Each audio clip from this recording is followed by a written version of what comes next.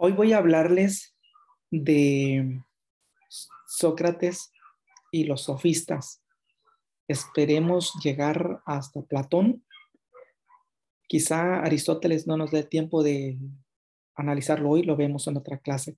Pero antes de ver a Sócrates y los sofistas, es necesario hacer un breve repaso rápido de lo que hemos analizado en las clases pasadas. Muy rápido. Bueno, entonces vamos a comenzar.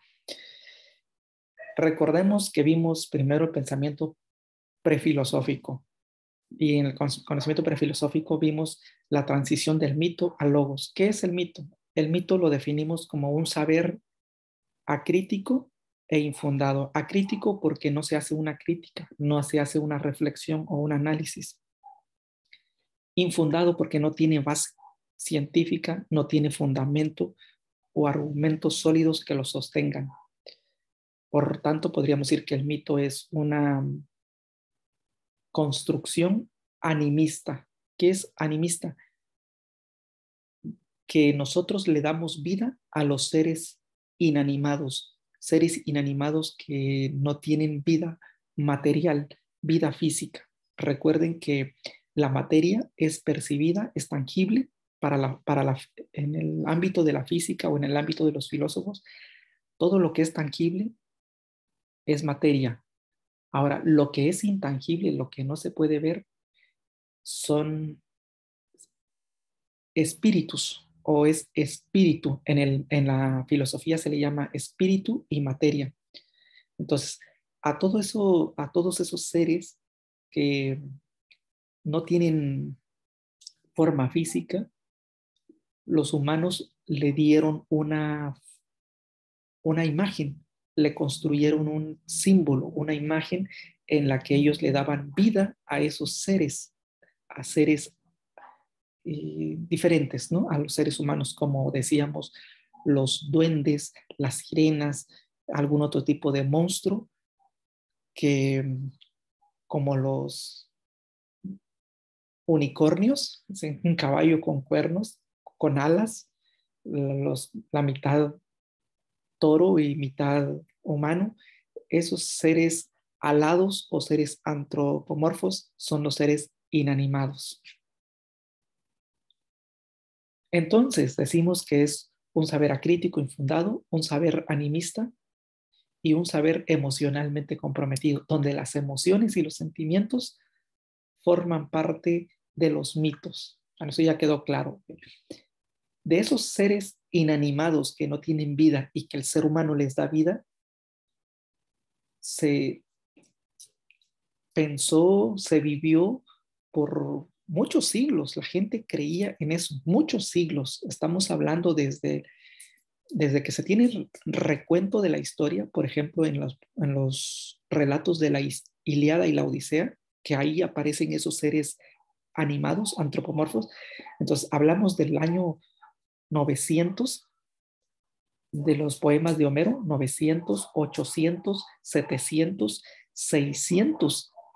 Y cuando llegamos al año 600 empieza una forma de logos, empieza a aparecer el logos por primera vez con los primeros filósofos monistas y pluralistas, con los primeros filósofos que se dedicaron a estudiar la naturaleza, la fisis, a buscar el arjé. Eso ya lo habíamos visto. Bueno, entonces, la diferencia entre mito y logo es que el logo es un saber crítico fundamentado en la razón, en la reflexión y en el diálogo.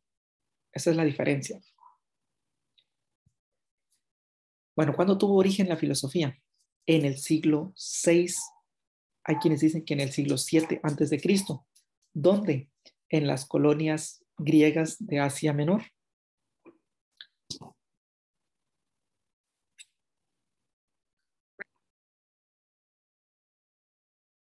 Decíamos que probablemente en el siglo VII o el siglo VI antes de Cristo es cuando aparece por primera vez el logos, cuando dejan el mito a un lado. ¿Dónde? En Grecia, en las colonias de Asia Menor.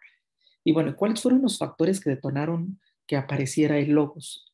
Habíamos hablado en sesiones pasadas, los factores económicos, culturales y políticos fueron los que dieron paso o transición del mito al logos. Ok, recuerden que los filósofos presocráticos o los filósofos,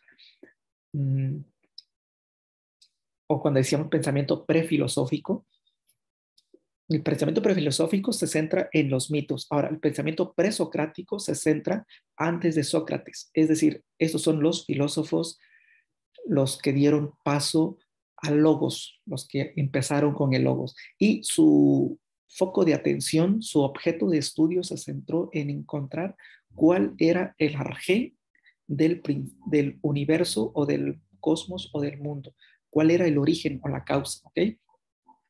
Entonces nos dicen que ellos se preocuparon inicialmente por la física, el estudio de la naturaleza, el estudio de la realidad que les acontecía. En todo caso era el cosmos, cómo se creó el universo, el devenir era el futuro, la materia eterna, o sea, de qué estaba constituido todas las propiedades de los objetos y los seres que habitaban en su mundo. ¿Qué querían descubrir en la física, en las naturalezas? Querían descubrir el origen, el sustrato o la causa, es decir, el inicio. En otras palabras, diríamos, en griego es el arjé, el origen de la vida. Y tenemos dos grupos de filósofos, prefilósofos, que ya los habíamos visto, o más bien, filósofos presocráticos, es lo que quise decir.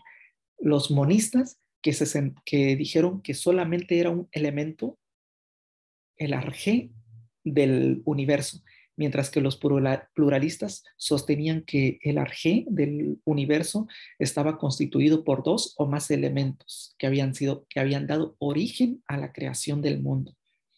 Bueno, para recordar rápidamente, los filósofos presocráticos monistas, tenemos a Tales de Mileto, que dijo que el arjé era el agua, el origen del universo. Anaxímenes sostenía que fue el aire. Anaximandro creía que era el apeirón. Recuerden que el apeirón es lo indeterminado, lo que no está especificado, lo que no tiene características, algo que no se puede nombrar es lo indeterminado, lo no específico, que no tiene propiedades o características que se puedan ver. Heráclito de Éfeso, de la colonia de Éfeso, sostenía que el arjé era el fuego y Parménides decía que el ser. Recuerden muy bien a Parménides, ¿ok? Porque Parménides lo voy a repetir, a Parménides lo voy a retomar cuando esté hablando de Sócrates, de Platón, perdón. Cuando yo hable de Platón, me voy a tener que referir a Parménides y Parménides habló de que el arjé era el ser. Entonces, ahí vamos a profundizar qué es eso del ser. Estos son los filósofos monistas. Ahora, los filósofos pluralistas presocráticos, antes de Sócrates, tenemos a Empédocles, sostenía que aquí ya son pluralistas, ¿no? Agua, aire, tierra y fuego, 4 elementos combinados dieron la creación del cosmos, del mundo. Anaxágoras sostenía que todos eran el componente del mundo, el arjé, eran las semillas. No sé si se acuerdan que eran las semillas y habíamos hablado de semillas, semen, simiente. ¿Ok? Por ahí estaba ese pensamiento de Anaxágoras. Pero que todas esas semillas, según Anaxágoras, eran movidas por el nous, y el nous era una inteligencia suprema. Es decir, que las semillas se movían por la fuerza del nous, por una inteligencia brillante y suprema que residía en el cosmos y que esa le daba orden y que había creado la vida. Más tarde, Demócrito, o años después, Demócrito retoma lo de Anaxágoras y en lugar de decir que son semillas, le llama átomos. Y hoy en día ya sabemos que los átomos son el componente esencial de los objetos, es decir, todo lo que es materia tiene átomos. Y antes se creía que los átomos eran indivisibles. Hoy sabemos que los átomos sí son divisibles, tienen sus tres componentes, con los neutrones, protones y electrones, y que cada uno de esos elementos por dentro tienen sus subpartículas, pero que dentro de esos, dentro de su composición, en el interior hay vacío y que giran alrededor y que la fuerza de estar girando hace la construcción de la vida, bueno, de los objetos. Pero eso ya es otro tema, ¿no? Bueno, en realidad estos personajes empezaron a dilucidar que estos podían ser los elementos que dieron origen a la vida, el arjé, y no estaban muy lejos de la realidad. Para la época en la que estaban, ya tenían buenas bases. Pero recordemos también lo que habíamos dicho, probablemente todo ese conocimiento, toda esa información fue plagiada, fue robada de los mesopotamios, de los sumerios, de los asirios, de los babilonios y de los egipcios. Porque recuerden que las colonias de Asia Menor pues estaban en el Medio Oriente y de alguna manera pues el flujo de la información estaba muy cerca por el comercio. Recuerden que los factores que dieron origen a esto fueron el factor económico, es decir, el comercio entre las colonias de Asia y Grecia, el comercio, los factores políticos y los factores culturales. Bueno, ahora tenemos a Sócrates. Aquí es donde nos vamos a el tema de hoy. Sócrates y los sofistas es nuestro tema de hoy. Diferencias entre los sofistas y Sócrates. ¿Quiénes fueron los sofistas? Es que dice que ellos convivían en el mismo marco sociocultural en el siglo V. Estamos hablando del año 400, del año 400 al 300. Tenían un interés antropológico, es decir, un interés por la vida del hombre, por la ética y la política. Más bien, esto fue por parte de Sócrates, porque los sofistas no manejaban mucho, no hablaron mucho sobre política ni sobre ética. Más bien hablaron de otros temas que ahorita vamos a ver. Los sofistas eran personas extranjeras, es decir, que no eran de la propia comunidad o de la propia colonia donde estaban los filósofos, en este caso, donde empezaron a surgir los filósofos monistas y pluralistas y Sócrates, Platón y Aristóteles, sino que eran errantes. Y estos sofistas se encargaban de enseñar a los niños. De ahí nace el concepto de la paideia. La paideia eran los que se abocaban a darle enseñanza o instrucción a los niños de casa en casa. Ellos pasaban en una casa y ofrecían sus servicios como maestros y le enseñaban a los niños y cobraban por ese servicio, por esa educación que instruían. Esa era la diferencia, ¿no? Entonces, los sofistas eran extranjeros, mientras que Sócrates era ateniense. Los sofistas cobraban por enseñar, mientras que Sócrates no cobraba por enseñar. Ahora, los sofistas enseñaban y preparaban a las personas supuestamente para el éxito social. No se sabe bien a ciencia cierta cuáles son como los temas más específicos en cuanto al éxito que ellos buscaban, pero no tenían nada que ver con la verdad y con el bien que profesaba Sócrates en sus enseñanzas. Unos hablaban del éxito social, mientras que el otro hablaba de buscar y encontrar la verdad y hacer el bien. Los sofistas se les cataloga o se les estereotipa como relativistas y escépticos. ¿Qué es esto de relativistas? Relativistas significa que no tenían una verdad absoluta. Los sofistas creían que cada quien podía tener su propia verdad, que tu verdad es muy válida. Aparte de ser respetada, es válida, es correcta y es útil, es práctica, que puede ser importante. Y escéptico se refiere a que no creían en, por ejemplo, en alguna divinidad o en alguna deidad. Y eran escépticos en muchas otras cuestiones. Por ejemplo, eran escépticos en que no había una verdad única y absoluta. Por eso ellos decían que cada quien tenía su propia verdad y todas las verdades son válidas. Y eso crea un problema, porque si tú tienes tu verdad y tu verdad es importante y es la única que consideras como válida, mientras que yo tengo mi verdad y otra persona tiene su verdad, caemos en un problema de relativismo, es decir, la verdad se vuelve relativa y ya no hay un solo consenso. Por eso en la ciencia tiene su fundamento en la filosofía. De hecho, la filosofía es la madre de toda la ciencia.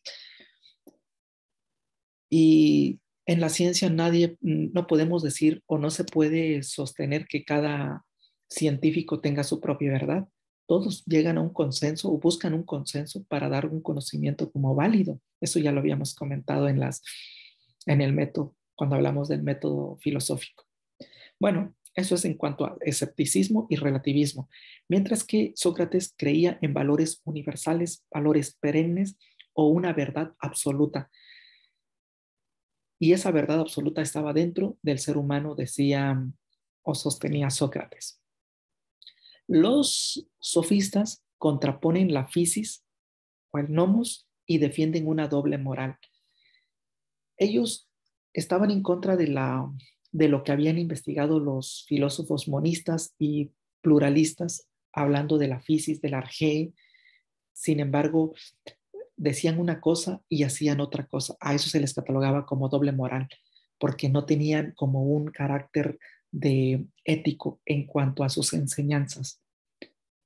Como por ejemplo, hoy en día decimos un político de doble moral es aquel que cuando da sus discursos habla de que no se debe robar, que se debe hacer el bien, que se debe buscar la transparencia, mientras que él en su vida personal puede ser que le robe al país, le robe a sus amigos a otros grupos, esté cometiendo actos ilícitos mientras nosotros no lo vemos y eso es llevar una vida de doble moral, ¿no? Pero para estos personajes la doble moral era que enseñaban una cosa y su forma de vivir no concordaba con las enseñanzas que daban. Más bien, ni siquiera eran exitosos, no tenían éxito social y estaban enseñando para el éxito social. Y ahí podemos entender esa doble moral. Mientras que Sócrates defendía el intelectualismo moral, el intelectualismo, la inteligencia de la persona y que nadie actúa mal a sabiendas. ¿Qué quería decir con esto? Que nadie actúa mal a sabiendas. Para Sócrates, una vez que la persona conociera la virtud del bien, dice que si esa persona ya lo aprendió qué es el bien, jamás en su vida iba a obrar mal. Por lo tanto, eso significa que si tú y yo hacemos mal a nuestro semejante, a alguien de nuestra familia, a alguien de nuestros amigos, a alguien de nuestros compañeros del colegio, o a algún vecino o a alguna persona, les hacemos algún mal, aunque hayamos escuchado hablar del bien en nuestra casa, en la escuela, por medio de la ética, por medio de la filosofía, para Sócrates nosotros no hemos aprendido el concepto del bien ni hemos aprendido esa virtud del bien. Por eso, para Sócrates, aprender el concepto del bien no solo era aprender el concepto, sino era una virtud que se tenía que practicar. Y una vez que practicabas y hacías el bien, jamás se te iba a olvidar y jamás ibas a practicar el mal a alguien, a un semejante, ni siquiera a una planta, a un perro, o sea, a un ser vivo. Por eso a Sócrates se le considera como la persona más noble, más justa, porque nunca le hizo mal a alguna persona. Ahí hablamos de que tenía una moral definida, una moral única y bien esclarecida con la virtud del bien. Los sofistas eran bla, bla, bla, mucho diálogo, mucho discurso, mucha demagogia, mucha palabrería y nada en concreto, mientras que Sócrates prefería el diálogo, pero este diálogo no era solamente de él, como los sofistas, era un diálogo unilateral, como el que yo estoy haciendo con ustedes ahorita, ¿no? Porque ustedes no están interactuando conmigo, yo estoy habla y habla. Así eran los sofistas en ese sentido, de que se ponían a enseñar a las personas, pero no los dejaban hablar porque ellos tenían el conocimiento, porque ellos cobraban, porque los otros eran unos ignorantes. Mientras que Sócrates no trataba de ignorantes a las otras personas. Más bien, Sócrates los consideraba como personas dotadas de gran capacidad, de gran intelectualismo y de gran sabiduría, solo que Sócrates decía que las personas no sabían que estas personas sabían. Es decir, no saben que saben, decía. Ustedes no saben que sí saben. El problema es que no se han dado cuenta. El problema es que tienen un velo y hay que descorrer ese velo de sus ojos para que vean todo lo que saben. Y entonces todo lo que sabían estaba dentro de la persona. Nada más hacía falta de sacar a la luz eso. Se los pongo en una metáfora. Una veladora, cuando nosotros la encendemos, sacamos el cerillo y le ponemos la flama, la flamita del cerillo y se la ponemos a la mecha de la veladora y la vela enciende. Eso era lo que Sócrates hacía.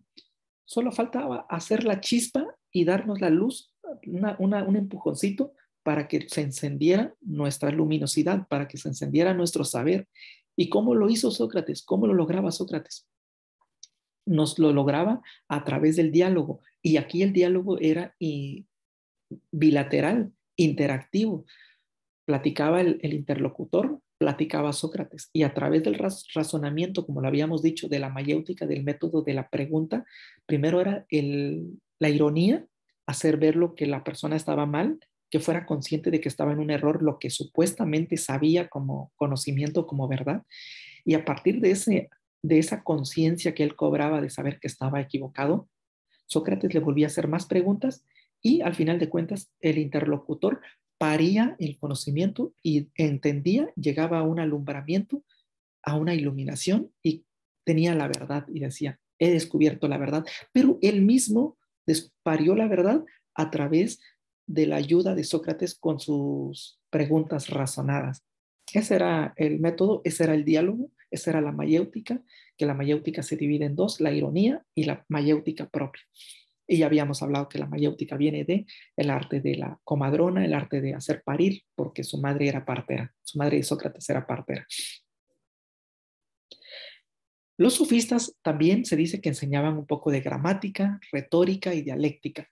Estos elementos eran un poco más comunes en los filósofos monistas, en los filósofos también como clásicos como Platón y Aristóteles, que enseñaban retórica y dialéctica.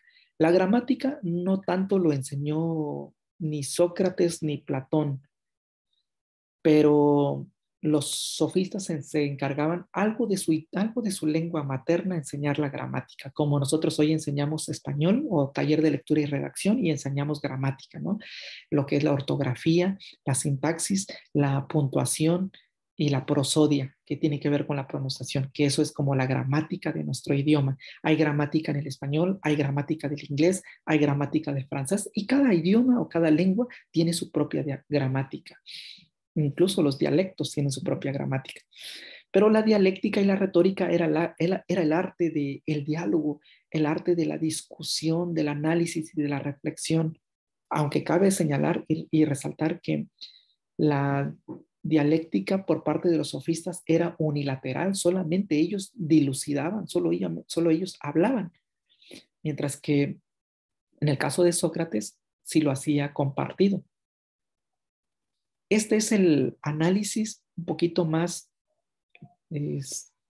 sintetizado de lo que es la vida de Sócrates y en comparación con los sofistas, si nos damos cuenta, uno es muy mesurable, muy dado a hacer el bien, mientras que los otros son dados a el ego, a cobrar por sus saberes, por sus supuestos saberes. Esta es la consigna. Voy a suspender la grabación.